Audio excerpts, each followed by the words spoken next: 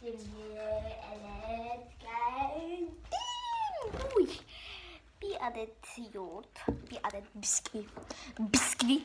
Gerçekten çekeyim. Teşekkürler. Buram çok kaşındı.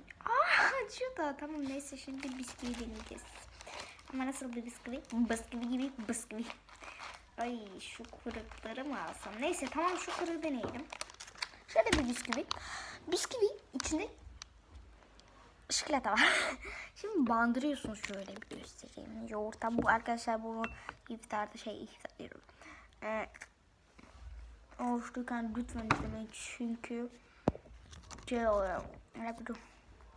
Yiyorum. Güzel. Fena değil.